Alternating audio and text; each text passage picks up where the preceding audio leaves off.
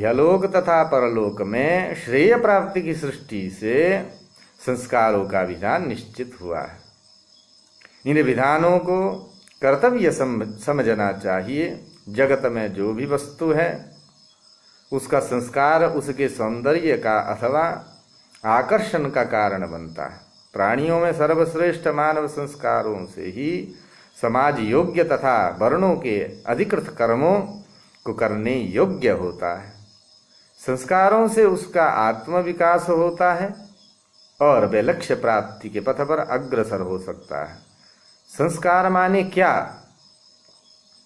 संस्कार तो विहित क्रियाजन्य तथा पापनाशक है।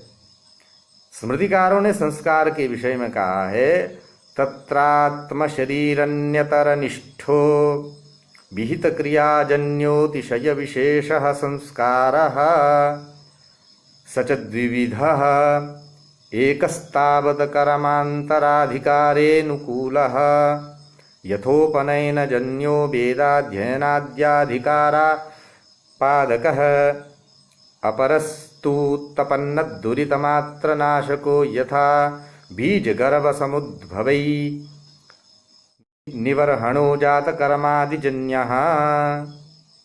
अर्थात संस्कार तो आत्म शरीर अन्यतरनिष्ठ विहित क्रियाजन्य अतिशय है।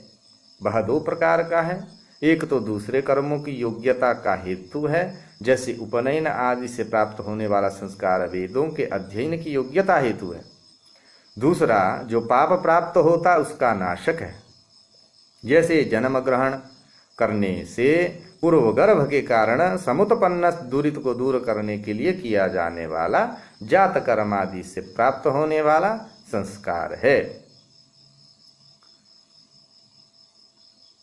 शास्त्र ग्रंथों में संस्कार की विशेष आवश्यकता बतलाई गई है। संस्कार के अभाव में मनुष्य का जन्म व्यर्थ समझा जाता है। कहा है, संस्कार रहिता ये तु तेषां जन्म निरर्थकम। गर्भाधान आदि चूड़ाकरण तक के संस्कारों के फल के विषय में बतलाया है कि वैजिक दोष और गार्भिक दोषों का निरासन होता है। जो व्यक्ति वेद की जिस शाखा का अपनी कुल परंपरा से अध्ययन करने वाला है उसका कर्तव्य होता है कि वह पहले अपनी शाखा का अध्ययन करे। अपनी वेद शाखा का अध्ययन किए बिना दूसरी शाखा का अध्ययन करना उचित नहीं है। इसी प्रकार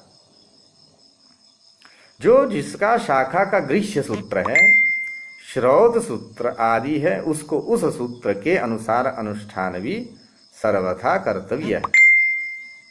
अंगिरा का कथन है कि स्वगृह्य सूत्र में कथित सभी संस्कार यथोक्त रीति से संपन्न करने चाहिए, अन्यथा ऐहिकामुष्मिक फल की प्राप्ति नहीं होती।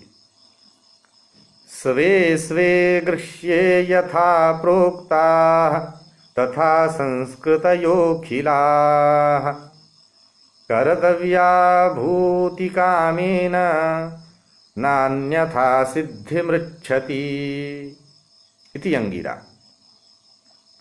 ऋषि मुनियों ने स्वशाखा सूत्र त्याग को दोष माना है। जानबूझकर अथवा अज्ञान से जो स्वशाखा सूत्र का परित्याग कर कर्माचरण करता है वह उसके फल का भागी ना होकर के पतित हो जाता है। ससूत्रोक्तं परित्यज्य यदन्यत् कुरुते द्विजः अज्ञानादथवा ज्ञानात् यतनेन पतितो भवेत्। अतः सभी संस्कारों को अपने अपने गोत्र में कही वेद शाखा संबंधित गृह्य सूत्रों में निर्दिष्ट पद्धति से ही करना चाहिए। ये सिद्ध होता है।